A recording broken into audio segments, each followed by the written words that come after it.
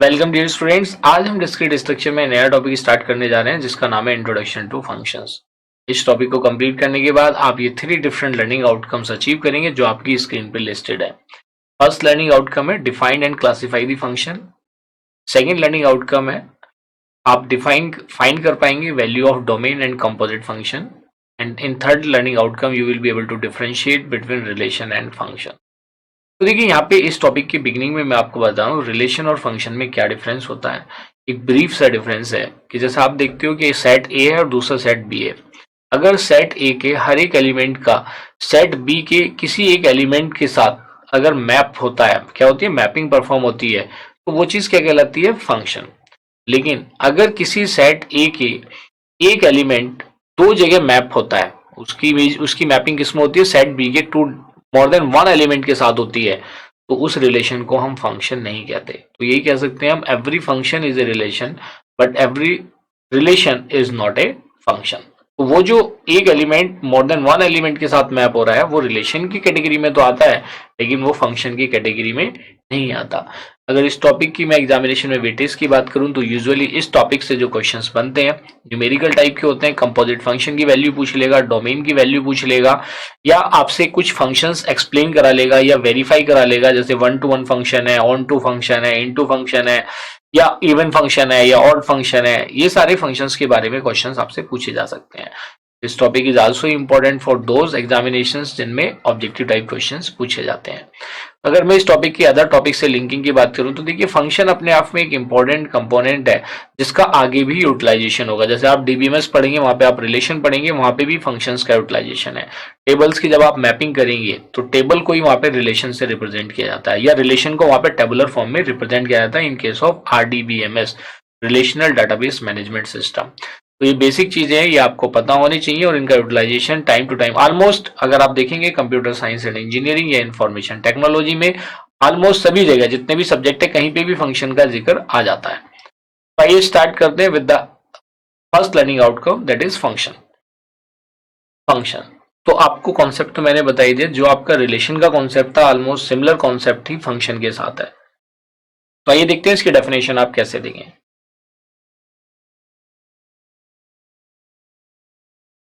देखिए definition of function है जो मैंने आपको एक्सप्लेन करी थी बिगिनिंग में। Relation F which associates to each element of a set A exactly one element of B is called function from A to B. अगर एक एलिमेंट के साथ एसोसिएट नहीं होता, एक से ज्यादा एलिमेंट के साथ एसोसिएट होता है बी सेट के, तो उसको हम फंक्शन नहीं कहेंगे। And it is denoted by F maps A to B. इसको रीड भी हम कैसे करेंगे, F such that A to B का मतलब क्या हुआ, F maps A into B. तो इसमें कौन सा डोमेन होगा, कौन सा रेंज होगा और कौन सा कोडोमेन होगा, तो आइए देखते हैं। डोमेन, कोडोमेन एंड रेंज कैसे डिफाइन करेंगे, डोमेन, कोडोमेन एंड रेंज को। तो देखिए जो आपने यहां पे दिया है F such that A maps B, तो ये जो ए वाले एलिमेंट्स होंगे ये किसकी कैटेगरी में होंगे, दे कॉल डोमेन। और जो बी वाले होंगे ये किसकी कैटेगरी में जाएंगे, in the category of codomain. ये क्लियर हो गया यहाँ पे। अब बात आती है रेंज की। देखिए ये चीज मैं आपको रिलेशन में एक्सप्लिसिटली बता चुका हूं कि जो रेंज फाइंड आउट होगी that will be represented by f of A. किससे रिप्रेजेंट की जाएगी, with a function f of A से। तो डोमेन आपको पता चल गया, the elements of set A. Codomain आपको पता चल गया, the elements of set B. अब देखते हैं यहाँ पे range.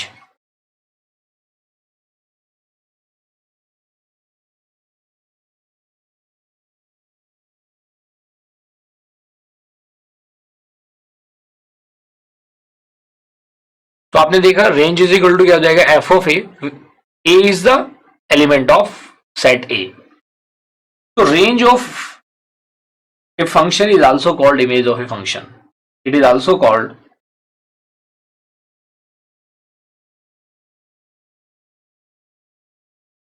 image of a function, and it is represented by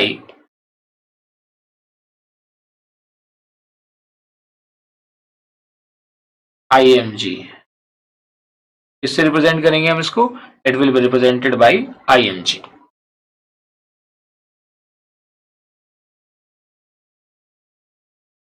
so be careful, IMG of f is equal to f of a, और इस चीज को हम क्या बोलते हैं, दिस इज कॉल्ड रेंज।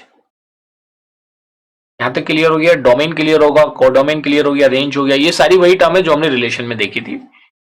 अब आइए कुछ की पॉइंट्स हैं, let us understand some key points related to the function and you must remember all these points. Key points related to the function, ये जितने भी की पॉइंट्स मैं लिखवाता हूं, you must remember all these points. First point, range is a subset of codomain.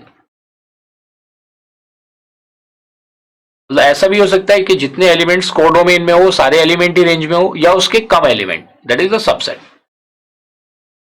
Second क्या है, जो आपका फंक्शन है, this function is a subset of cross product of या Cartesian product of A and B.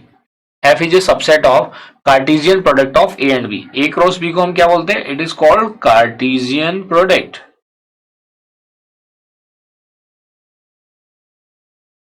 And the third one is every element in A has unique F image in B, और A और B two different sets हैं। Fourth is, तो आप लिख सकते हैं two और more elements of A can have the same F image in B।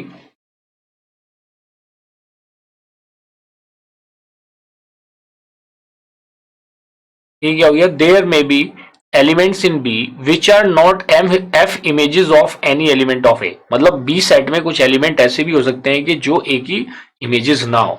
इसको आप ऐसे समझ सकते हैं कि मान लिया मेरे पास यहाँ पे एलिमेंट्स हैं 1 2, और इससे मेरे पास दूसरा ये सेट ए है and this is set B, और यहाँ पे मेरे पास एलिमेंट्स हैं 3 4 5। मान लिया ए की इमेज तो 3 है और 2 की इमेज क्या है, 5 है। तो ये 4 एक ऐसा एलिमेंट है which is not the image of any element of ए।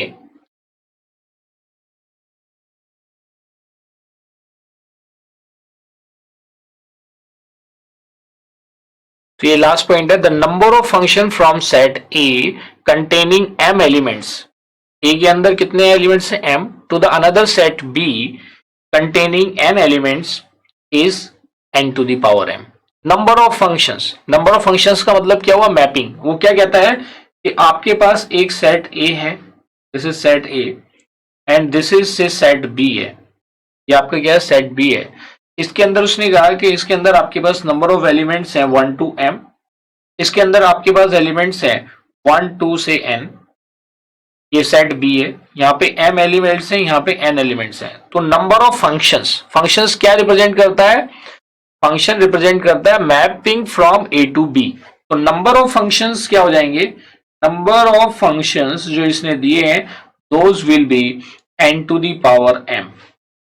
अब मैं कहता हूं कि मेरे पास फॉर एग्जाम्पल एक सेट है, से मेरे पास एक सेट है A जिसके अंदर 4 एलिमेंट्स हैं 1 2 3 and 4, and there is another set B जिसके पास 1 2 या से इसके अंदर एलिमेंट्स हैं 5 6 7, ये दूसरा सेट है। अब इसमें अगर मुझे फाइंड आउट करना हो कि नंबर ऑफ फंक्शंस कितने होंगे, तो इसको हम रिप्रेजेंट कर लेते हैं, से m की वैल्यू यहाँ पे कितनी है 4 है, और ये सपोज करो n है, इसकी वैल्यू कितनी है 3 है। So the number of functions from a to b, number of functions from a to b is equal to n to the power m, that is 3 to the power 4। तो आप इसको ऐसे भी लिख सकते हैं n to the power m which is equal to 3 to the power 4। आप इसको इवेल्युएट कर लो, कितना हो जाएगा 81। 3 की पावर 4 को आप ओपन करो, कितनी वैल्यू आ जाएगी इसकी 81।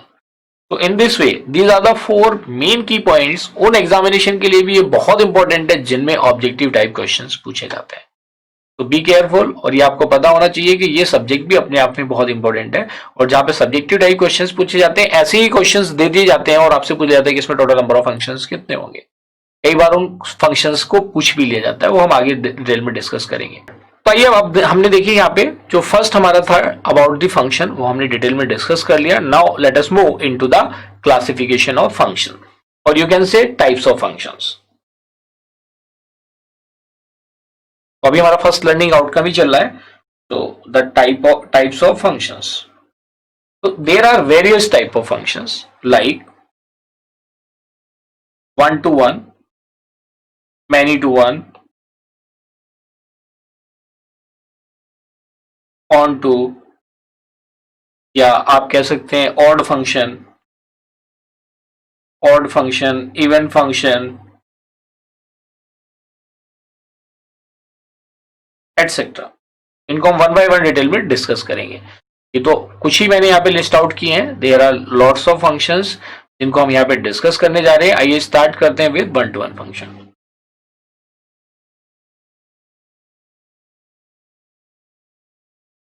तो देखिए हमारे पास फर्स्ट टाइप ऑफ फंक्शन जो हम डिस्कस करने जा रहे हैं that is one to one function और injection. This is also called injection.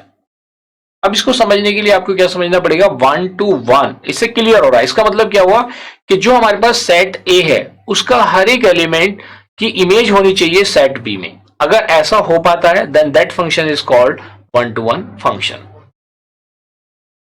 सो इसकी डेफिनेशन,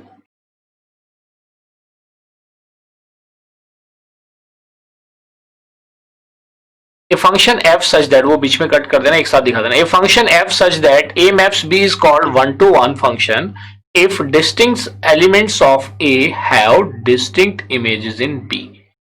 इमेजेस कैसी होनी चाहिए, डिस्टिंक्ट, मतलब डिफरेंट होनी चाहिए।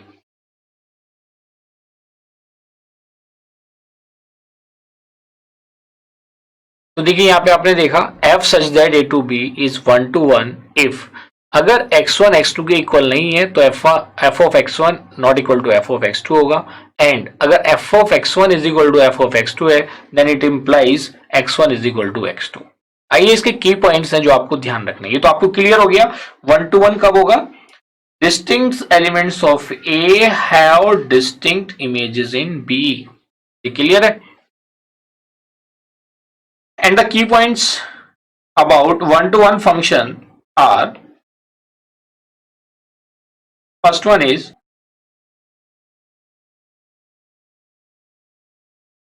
one to one function is also known as one one function।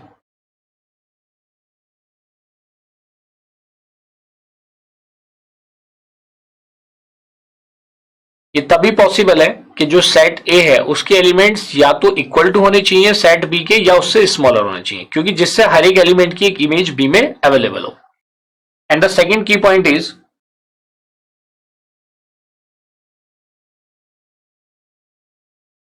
तो अगर आपसे पूछा जाए कि भाई मेरे पास टू डिफरेंट सेट्स हैं और उनके कुछ एलिमेंट्स गिवन है तो वन टू वन फंक्शंस कितने होंगे, that is the number of one to one functions कितने होंगे, npm। तब जब n की वैल्यू या तो m के इक्वल है या उससे ग्रेटर देन है।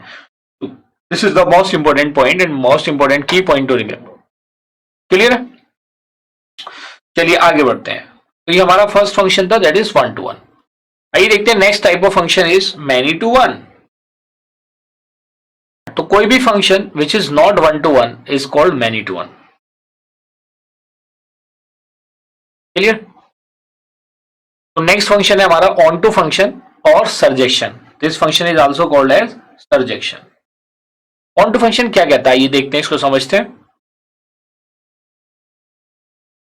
देखिए onto function, a function f such that a maps b is called onto function if every element of b is an image of at least one element of a। मतलब कम से कम एक element की image होना चाहिए। every element of b is an image of at least one element of a, कम से कम एक की तो इमेज होना चाहिए। और you can also define it as is an onto if for each y। तो देखिए that is if f such that f is an image of b is onto if for every y belongs to b। मतलब जो दूसरा set है अगर उसका हर एक element b को बिलोंग करता है, there exist x belongs to a such that अगर मैं fx की वैल्यू फाइंड आउट करूंगा तो वो fx कहीं ना कहीं b में क्या करेगा, मैप करेगा, क्योंकि ये fx क्या रिप्रेजेंट करता है, इमेज ऑफ f और यू कैन सी रेंज। ये हम ऑलरेडी डिस्कस कर चुके हैं।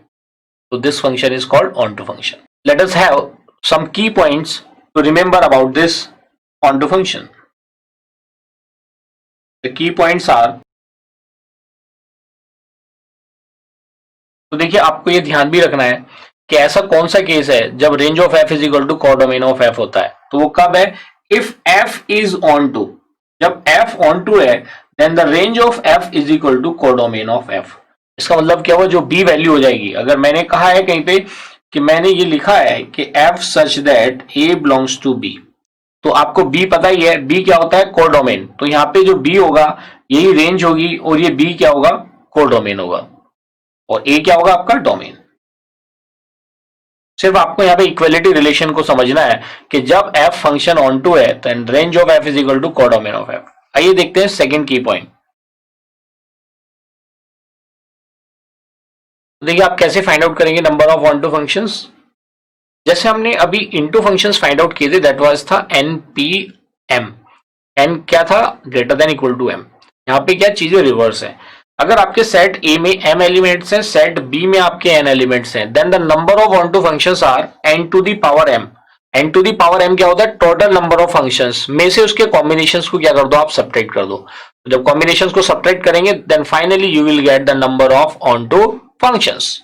तो these are the number of onto functions. कितने आ गए, n to the power m minus nc1 n minus 1 की पावर m। जैसे जैसे nc2 होगा तो n माइनस 2 होगा, उसकी पावर इंक्रीज होती चली जाएगी। कब तक होगा, जब तक इसकी n की वैल्यू क्या है, less than equal to m है।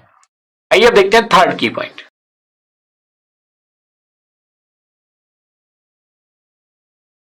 An onto function is possible from a to b if number of elements of a are greater than equal to number of elements of b। आइए अब देखते हैं next type of function, that is third one, and the third that is the fourth one, into function. हमने one to one discuss कर लिया, many to one कर लिया, on to कर लिया, नाउ द इनटू फंक्शन।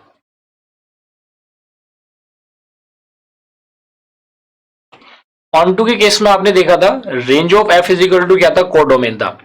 जैसे मैंने आपको स्टार्टिंग में first function one to one कराया था, फिर मैंने मैनी टू वन कराया था। तो मैनी टू वन में मैंने आपको लिखवाया था those functions which are not one to one they are into the category of many to one. फिर मैंने आपको अभी ऑन टू फंक्शन कराया था, और ऑन टू फंक्शन की आपने प्रॉपर्टी को देखा कि किस तरह से किसके ऊपर होता है, उसकी इमेज के ऊपर होता है, कि वो कहीं ना कहीं उसकी रेंज में मैप करता है। और आपने देखा था in case of onto function range of a function is equal to codomain of the function. यहाँ पे इनटू फंक्शन है, इनटू फंक्शन क्या कहता है कि जितने भी फंक्शन जो ऑन टू नहीं है वो इनटू है, जो ऑन टू नहीं है वो इनटू नहीं है। और उसने उसको यहाँ पे बताने की कोशिश करी है कि एक फंक्शन f है which maps a into B if is into if range of f is the proper subset of b। मतलब उसके बराबर नहीं है, वो क्या है, उसका प्रॉपर सबसेट है। तो जब वो प्रॉपर सबसेट ऑफ b होगा then that function is called into function. आइए आगे बढ़ते हैं और देखते हैं next type of function, that is the fifth one. तो देखिए बाईजेक्शन, तो इसका मतलब क्या हुआ, बाई वर्ड यहां पे आ गया। बाई का मतलब क्या होता है, टू होता है। तो वो फंक्शंस जो इनटू भी होते हैं और ऑन टू भी होते हैं, those functions are called bijection functions. A function f such that a tends to b या a maps b is called bijection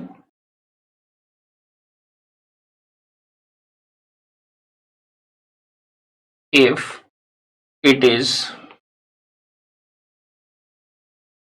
into and onto, it is into and onto। So let us get some of the key points of bijection function। ये की points मैं आपको बिल्कुल एकदम summary बता रहा हूं, and these are very crucial points, you must remember all these points, क्योंकि इनसे रिलेटेड क्वेश्चंस यूजुअली पूछे जाते हैं in all the examinations.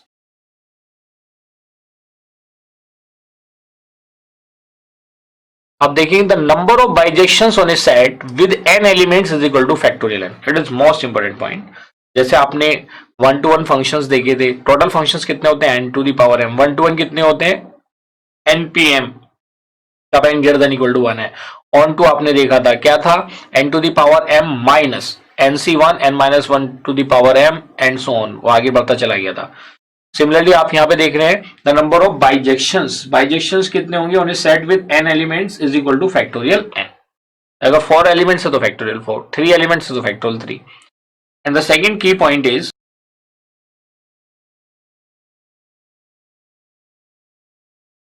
a bijection from A to B is possible if number of elements of A is equal to number of elements of B. तो कई बार ऐसे examination में true false की form में भी ऑप्शंस पूछ लिए जाते हैं. तो जितने भी की पॉइंट्स मैंने आपको बताए हैं या मैं लिखवा रहा हूं, सो इनको आप अच्छे से की पॉइंट्स की फॉर्म में लिखना है. And these are the key points to remember.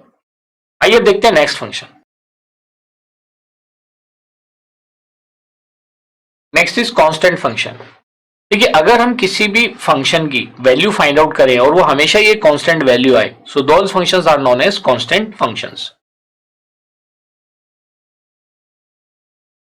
तो देखिए, कांस्टेंट फंक्शन को कैसे डिफाइन करेंगे. Function f such that a maps b is said to be constant function if f of x, x क्या है, वो बिलोंग करता है for all x belongs to a, जो सेट a के एलिमेंट्स है. दिस सिंबल किसके लिए यूज करते हैं हम, for all, is use for all. Where k is a fixed element of b, जो सेट b है उसका कोई एक फिक्स्ड एलिमेंट है. अगर मैं यहां पे की पॉइंट की बात करूं, so range of f is equal to k. जो वो फिक्स्ड एलिमेंट आएगा वही उसकी क्या कहलाएगी, रेंज कहलाएगी. आइए देखते हैं नेक्स्ट फंक्शन, आइडेंटिटी फंक्शन. मैंने इसको रिलेशन में भी कराया था, आइडेंटिटी रिलेशन को, और उसमें बताया था कि जब a रिलेटेड टू a होता है तो यहां पे भी वही होगा. अगर कोई एलिमेंट अपने आप को ही मैप कर दे, so that function is called a identity function. So a function, clear है जो मैंने बताया था. अब इसको डिफाइन कैसे करेंगे एग्जाम में. A function f such that a maps to a, वो अपने आप को ही मैप करता है, defined by fx is equal to x, is called an identity function and it is denoted by i of a. तो कुछ आइडेंटिटी फंक्शन के भी अपने कुछ की पॉइंट्स हैं. लेट अस डिस्कस दोस की पॉइंट्स.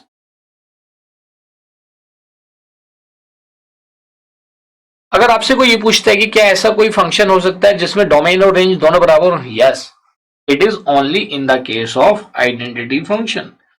आइडेंटिटी फंक्शन के केस में डोमेन और रेंज क्या हो जाएगा, सेम हो जाएगा. और you can also represent it i a x is equal to x. कई बार इस टाइप की टर्मिनोलॉजी दे दी जाती है, तो आपको ये समझ लेना है, it is representing the identity function. आइए देखते हैं नेक्स्ट फंक्शन. इसका एक नेक्स्ट की पॉइंट और है, आइडेंटिटी फंक्शन इज बाइजेक्शन. ये क्या होता है, बाइजेक्शन होता है, और bijection is one to onto and into. आइए देखते हैं next function, that is function number 8. जैसा आपने इनवर्स रिलेशन किया था, in the same way inverse function भी एग्जिस्ट करता है. कैसे डिफाइन करेंगे इसको एग्जाम में, आइए देखते हैं. तो जैसा आपने रिलेशन में देखा था वैसे ही फंक्शन के केस में भी, if f such that a maps b A bijective function, then the function f inverse b to a. देखिए f inverse b to a, f inverse b to a में क्या होगा, जो डोमेन है वो रेंज हो जाएगा, जो रेंज है वो क्या हो जाएगी, डोमेन. या आप इसको ऐसे भी समझ सकते हैं, जो आपका कोडोमेन है वो डोमेन हो जाएगा, जो डोमेन है वो कोडोमेन हो जाएगा. इस called the inverse of a function f. यही तो है, ये ऐसे ही हमारा रिलेशन में भी होता था. सो आइए, what are the key points related to the inverse function. हमने देखा, if f such that a maps b is bijective, then f inverse b a is also bijective. If f of a is equal to b, then a is equal to क्या हो जाएगा, f inverse b. तो these are the key points related to the inverse function. आइए देखते हैं next function. And this function is also very important. इससे related numericals भी examination में पूछे जाते हैं. कंपोजिट फंक्शन, नाम से ही पता चल रहा है कंपोजिट है. So it will be the combination of two functions, yet more than two functions, या you can say more than one function. Two और more function के combination को क्या बोलेंगे, composite function. लेकिन define कैसे करेंगे, कैसे evaluate करेंगे, आइए देखते हैं. देखिए, ये हमारे पास compositive function है.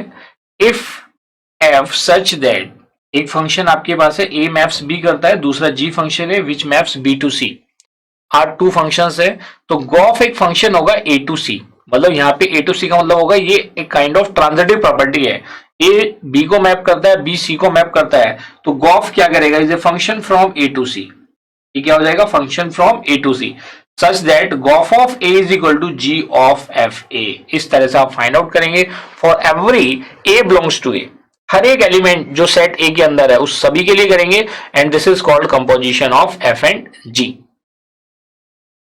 तो there are some key points related to the composition function, और इससे रिलेटेड क्वेश्चंस पूछे जाते हैं जिसको हम आगे डिस्कस करने जा रहे हैं। तो पहले हम फंक्शंस के टाइप्स डिस्कस कर लें, फिर इनकी कुछ प्रॉब्लम्स करेंगे लर्निंग मॉड्यूल में और कुछ प्रॉब्लम्स करेंगे हम प्रॉब्लम सॉल्विंग मॉड्यूल में। तो आइए देखते हैं key points to remember about composite function. तो देखिए, if f such that a maps b and g such that b maps c are two functions, then f and g are injective। अगर f और g injective होंगे, injective का मतलब क्या हुआ, 1 to 1, then गोफ इज इंजेक्टिव। गोफ भी क्या होगा, मतलब इनका कंपोजिट फंक्शन भी क्या होगा, इंजेक्टिव होगा, इट इज ऑल्सो इंजेक्टिव। आइए देखते हैं सेकंड की पॉइंट, मतलब इसी का सेकंड पार्ट, एफ एंड जी अगर सब्जेक्टिव होंगे तो गॉफ भी क्या होगा, सब्जेक्टिव होगा। और सब्जेक्टिव का मतलब क्या होता है, onto. Surjective means onto, ये भी क्या होगा, ऑन टू। आइए देखते हैं थर्ड प्रॉपर्टी। तो अगर एफ एंड जी बाइजेक्टिव है तो गॉफ भी क्या होगा, बाइजेक्टिव। और बाइजेक्टिव का मतलब क्या होता है, 1 to 1 ऑन टू, दोनों होता है। सेम यहां पे भी क्या होगा, 1 to 1 ऑन टू। आइए देखते हैं सेकेंड की पॉइंट।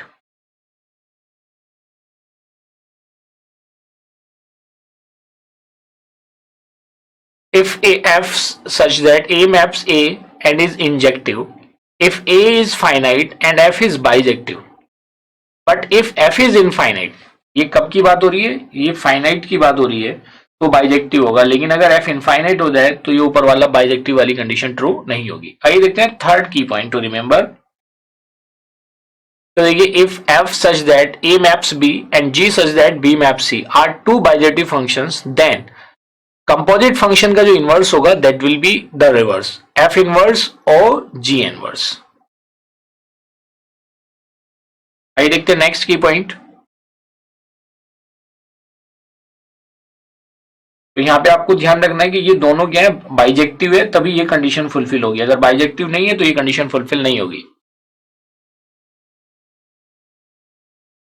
तो देखिए यहां पे, if f such that A maps b is bijective, then f inverse o f, मतलब एफ इनवर्स का एफ के साथ जो कंपोजिशन होगा वो इक्वल टू क्या होगा, एलिमेंट्स ऑफ ए के, या आइडेंटिटी फंक्शन ऑफ ए हो जाएगा। और एफ कंपोजिशन एफ इनवर्स क्या होगा, identity elements for corresponding to b set b elements. आइए देखते हैं फिफ्थ वन। देखिए, अगर हमारे पास टू डिफरेंट फंक्शंस हैं एफ और जी, गॉफ ऑफ ए मतलब composition of g and f तो आई ए को रिप्रेजेंट करता है, and composition of f and g i b को रिप्रेजेंट करता है, then g is equal to the inverse of f, ये कंडीशन सेटिस्फाई करेगी। आइए देखते हैं सिक्स की पॉइंट। तो देखिए हमारे पास, जैसे मैंने बताया था, कंपोजिशन में टू और मोर फंक्शंस हो सकते हैं। जैसे यहाँ पे थ्री फंक्शन है, एक एच है ए टू बी मैप कर रहा है, एक जी है जो बी टू सी मैप कर रहा है, एक f है जो c to d मैप कर रहा है। Then the composition of these three functions is represented by FOGOH और FOGOH। इसका मतलब क्या हुआ, they follow the property of associativity. पहले दो का कर लो या आप बाद के दो का करके पहले वाले के साथ कंपोजिशन कर दो, दोनों का मतलब क्या होगा, सेम होगा, क्योंकि ये कौन सी प्रॉपर्टी को फॉलो कर रहे हैं, एसोसिएटिविटी। आइए देखते हैं नेक्स्ट की पॉइंट। तो f o f inverse x क्या होगा, एक्स होगा, या f o f inverse is equal to हमेशा क्या होगा, identity. And next key point is, तो हमने देखा if g o f is 1 to 1 then f must be 1 to 1 but g need not be. ये क्लियर है कि गॉफ अगर 1 to 1 है तो एफ का मस्ट है 1 to 1 होना। इफ का एफ मतलब लास्ट वाला, अगर मैं फोक कर दूं तो जी का मस्ट हो जाएगा, but G is not B, need not be. And the next key point is, second last key point है basically, इसमें देखा कि अगर गॉफ क्या है, सर्जेक्शन है, then G must be on to and F need not be. And the last key point to remember about composite function is, कई बार ये चीज आ जाती है, ये जो जितने भी की पॉइंट्स मैंने बताए हैं इन सबसे न्यूमेरिकल बन सकते हैं। इफ गॉफ इज बाइजेक्शन, मतलब एफ और जी का कंपोजिशन अगर बाइजेक्शन है तो F must be on 1 to 1 और g must be on to. पहला वाला ऑन टू होना चाहिए और दूसरा क्या होना चाहिए 1 to 1, तभी ये कंडीशन फुलफिल करेगा। So this is all about composition function. आइए अब देखते हैं नेक्स्ट टाइप ऑफ फंक्शन। इससे रिलेटेड प्रॉब्लम हम करेंगे आगे, तो पहले लेकिन हम नेक्स्ट टाइप ऑफ फंक्शन को डिस्कस कर लेते हैं। तो 10th function is real function. क्या होगी देखिए डेफिनेशन रियल फंक्शन की, आइए देखते हैं। If a is non empty subset of r, a क्या है, a is non empty subset of r, then the function f such that a is called real valued function. बस यहाँ पे जो मैंने अंडरलाइन किया है, a is non empty subset of r, मतलब a क्या है, एक नॉन एम्प्टी है और सबसेट है किसका, r का, then this function is called real valued function. आइए देखते हैं नेक्स्ट फंक्शन। तो basically real functions are of two types, implicit and explicit. इनके अगर हम टाइप्स की बात करें तो these are of two types, implicit and explicit, and explicit real function. इन दोनों फंक्शंस की अगर हम बात देखिए, इम्प्लिसिट का मतलब होता है कि चीजें अपने आप होती हैं, वो सिस्टम में इनबिल्ट होती है। एक्सप्लिसिटली मतलब आपको उसे करनी पड़ती हैं। तो आइए देखते हैं क्या होते हैं इम्प्लिसिट और एक्सप्लिसिट रियल फंक्शंस। तो देखिए एक्सप्लिसिट रियल फंक्शन की डेफिनेशन क्या होगी, if the relation between the variable is of the form y is equal to f x, then y is an explicit function of x। Similarly अगर x is equal to f of y है, then explicit function of x is the explicit function of y। तो this is the definition of explicit real function. आइए कुछ example की help से समझते हैं। For example, तो अगर हम इन फंक्शंस को, जो आप करते हो, जो फंक्शंस आपने मैथमेटिक्स में यूजुअली किए हैं, उन सभी फंक्शंस को हम क्या बोलेंगे, we call these functions as explicit functions. इनको हम क्या बोलेंगे, एक्सप्लिसिट फंक्शंस। और आप में से कुछ स्टूडेंट इनके बारे में पहले से भी जानते होंगे। आइए अब देखते हैं इम्प्लिसिट फंक्शन। तो इम्प्लिसिट फंक्शंस क्या होते हैं, जिसमें उस फंक्शन की वैल्यू क्या हो जाए, zero. Those functions are called as implicit functions.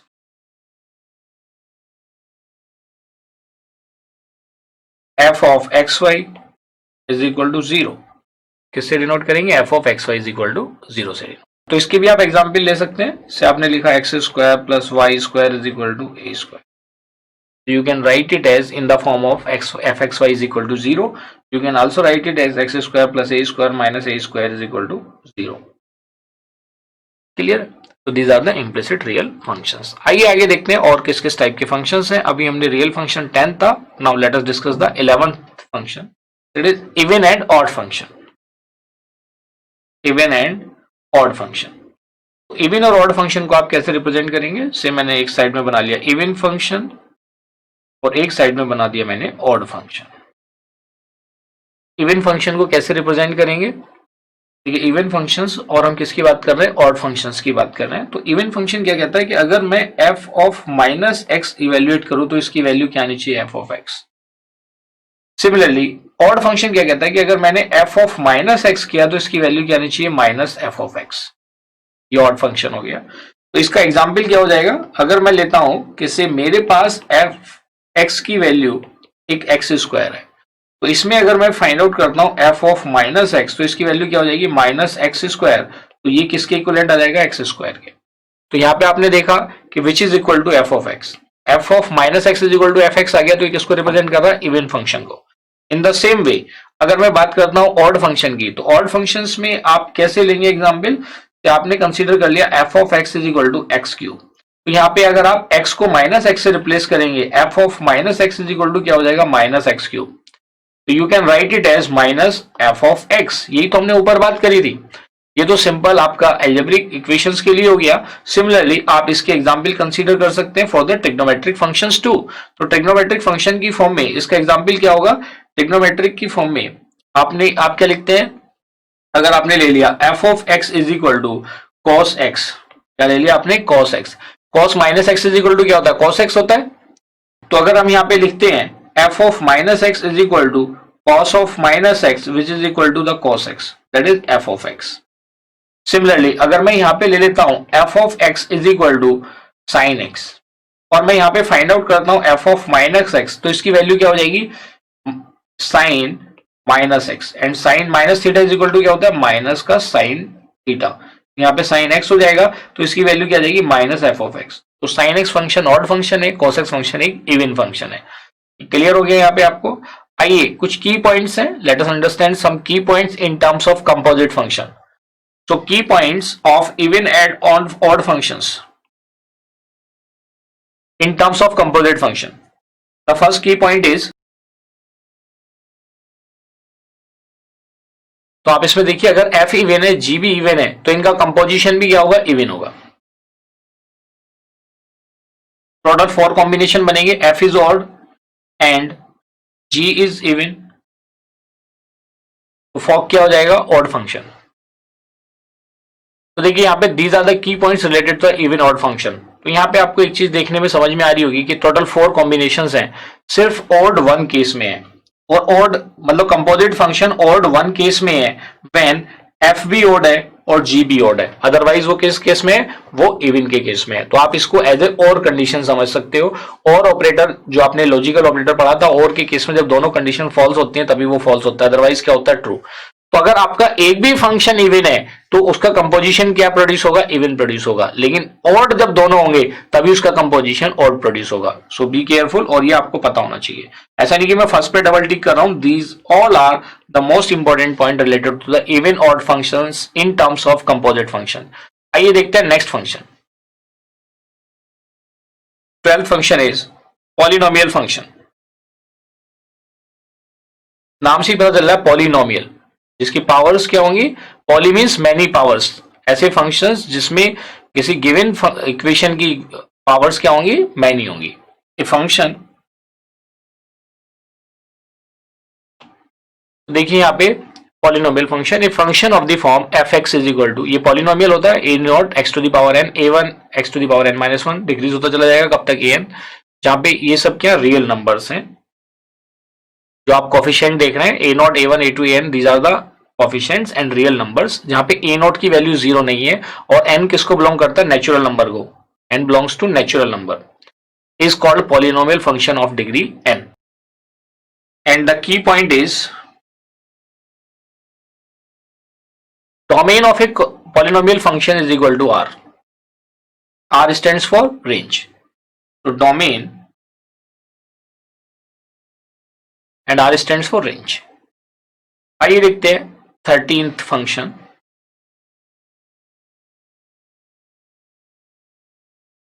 Modulus function क्या कहता है? मॉडुलस फंक्शन कहता है f x is equal to mod of x is equal to x होगा जब एक्स की value greater than equal to 0 होगी, और माइनस एक्स होगा if x is less than 0। This is called modulus. ये आपने कैलकुलस में भी डिस्कस स्टडी किया होगा। फॉर एग्जाम्पल, अगर मैं कहता हूं मॉड ऑफ 7 की वैल्यू क्या होगी, तो मॉड ऑफ 7 एक पॉजिटिव वैल्यू है तो इट विल बी 7। अगर मैं कहता हूं मॉड ऑफ -7 की वैल्यू क्या होगी? -7। क्लियर? क्योंकि इसमें क्या है? 7 इज ग्रेटर देन 0 है, यहाँ पे क्या है? 7 इज लेस देन 0। आइए देखते हैं next function 14th। Greatest integer function और step function. Greatest integer function is also known as step function. आइए इसको कैसे डिफाइन करते हैं देखते हैं। इसमें थोड़ा सा चीजों को समझने का है, चीजें ज्यादा हैं, लेकिन हाँ सारी कंसेप्चुअल है। इसके जब प्रॉब्लम आप करेंगे तो आपको कोई भी प्रॉब्लम नहीं आएगी, बस आपको पता होना चाहिए कि ये चीजें होती हैं।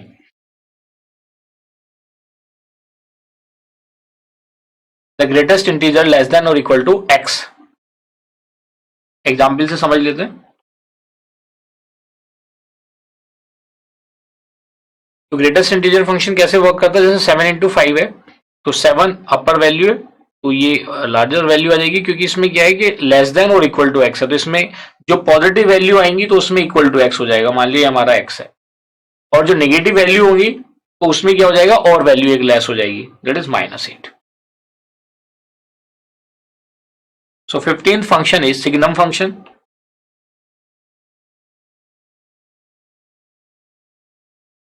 तो इसकी अगर मैं डोमेन और रेंज की बात करता हूं तो domain of f is equal to r हो जाएगा, और रेंज क्या हो जाएगी? -1 0 और 1। सिमिलरली जो अभी ऊपर हमने डिस्कस किया था ग्रेटेस्ट इंटीजर फंक्शन, इसमें डोमेन और रेंज क्या होगी? इसके जो डोमेन और रेंज होंगे तो ऊपर वाले का डोमेन ऑफ एफ क्या होगा, आर ही होगा। यहाँ पे भी डोमेन ऑफ एफ आ रही है, वहां पे रेंज ऑफ एफ क्या हो जाएगी, सेट ऑफ पॉजिटिव इंटीजर। यहाँ पे रेंज होगी -1, 0 या 1, इसकी वैल्यू इन्हीं के बीच में लाई करेगी। आइए देखते हैं next function 16th, exponential function. नाम से पता चलता है जो ई की पावर्स में होते हैं। तो देखिए एक्सपोनेंशियल फंक्शन को कैसे डिफाइन करेंगे, the function that associates every real number x to e to the power x is called exponential function, that is f of x is equal to e to the power x। इसकी domain और range क्या होगा, तो देखिए इसकी domain और range में आपने डोमेन ऑफ f तो आ रही होगा, वो प्रीवियस वाले में भी था, और रेंज क्या हो जाएगी, set of all positive real numbers, that is r positive, set of all positive real numbers. आइए देखते हैं नेक्स्ट फंक्शन, लॉगरिथमिक फंक्शन। नाम तो आपने काफी सुना होगा, तो लॉग की फॉर्म में होता है, उसके बेस डिफरेंट होते हैं, नेचुरल बेस भी होता है, ई भी होता है, और कोई दूसरा बेस भी आप ले सकते हैं। इसको कैसे डिफाइन करेंगे, बिल्कुल वहां पे किसकी पावर में एसोसिएट कर रहा था, वो e to the power x में कर रहा था, यहाँ पे एसोसिएट करेगा एवरी रियल नंबर को to the log x, is called the logarithmic function. ऊपर वाली डेफिनेशन में थोड़ा सा चेंज है, the function that is you can write it as f of x is equal to log x। इसकी domain और range क्या होगी, तो इसमें आप देखेंगे domain of f is equal to set of all positive real numbers, that is r positive, and range of f is equal to क्या हो जाएगी, r।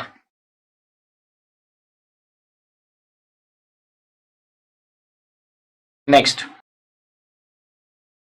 Square root function. देखिए आप एक चीज आपने नोटिस करी होगी, जो ऊपर एक्सपोनेंशियल फंक्शन है, जो उसकी रेंज है वो इसका डोमेन बन जाता है, क्योंकि e की पावर x का जब आप लोग लेते हैं तो लोग लेने के बाद आप क्या करेंगे, उसकी पावर हट जाएगी और लॉगरिथमिक की फॉर्म में आ जाएगा, तो जो डोमेन था उसका रेंज बन जाएगा, और जो रेंज थी वो क्या बन जाएगी, डोमेन बन जाएगी। और ये आप दोनों देख सकते हो ऊपर e की पावर x और लॉगरिथमिक में, आप इसको इस तरीके से याद भी रख सकते हैं। स्क्वायर रूट फंक्शन, नाम से पता चल रहा है, a function fx defined by fx is equal to root x where x belongs to real positive number is called the square root of the function। यहाँ पे x की वैल्यू क्या है, रियल पॉजिटिव नंबर, एंड इसके domain और range क्या होंगे, तो देखिए यहाँ पे आपने देखा स्क्वायर रूट फंक्शन में a function fx is divide by this, इसकी डोमेन और रेंज क्या है, 0 to infinity, दोनों सेम है। You can write it as both are equal and set of all non negative real numbers. आइए देखते हैं नेक्स्ट फंक्शन, ट्रिग्नोमेट्रिक फंक्शन में sine x, cos x, tan x, cos x, x x x, तो वो सारे क्या होते हैं, ट्रिग्नोमेट्रिक फंक्शन है। ये ट्रिग्नोमेट्रिक फंक्शन, उसके डोमेन और रेंज को मैं यहाँ पे टेबुलर फॉर्म में रिप्रेजेंट करता हूँ।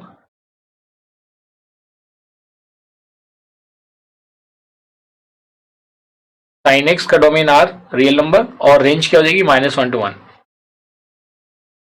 Same for the cos x, range is same, sorry domain is same and range is 1 to 1।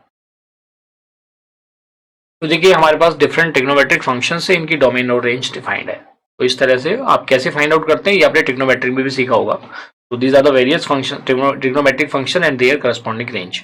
आइए आगे बढ़ते हैं, देखते हैं next type of function, that is periodic function. तो पीरियोडिक फंक्शंस क्या होते हैं, जो एक सर्टेन इंटरवल के बाद जिसमें रिपीटेशन होता है किसी चीज का, उनको हम क्या बोलते हैं, periodic function. A trigonometric function can also be a periodic function, और any other function can also be a periodic function. तो आइए देखते हैं पीरियोडिक फंक्शन को कैसे डिफाइन करेंगे। देखिए function fx is said to be periodic if there exists a non-negative real number, t such that f of x plus t is equal to fx for all x belongs to r. If t is the, r stands for real, if t is the smallest positive real number such that fx plus t is equal to fx for all x belongs to r, then t is called the fundamental period of fx। तो t को हम क्या बोल सकते हैं, fundamental period, मतलब एक repeated interval के बाद किसी चीज का रिपीटेशन कर रहा है, सो t is called the fundamental period of fx।